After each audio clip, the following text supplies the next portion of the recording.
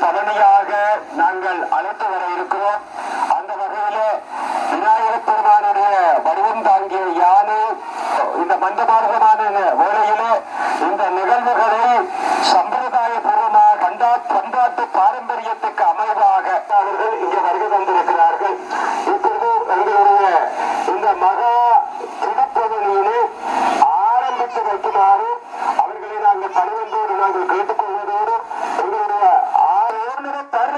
பணியே இப்போது எங்களுடைய தமிழ் தேசிய கூட்டமைப்பினுடைய எங்களுடைய யாழ் மாவட்டத்தினுடைய பாராளுமன்ற உறுப்பினர் திருவாளர் சரவணபவன் ஐயா எங்களை பொறுத்தவரை இந்த கும்பாபிஷேகத்தை ஒட்டிய திருப்பவனி மங்களவாத்திய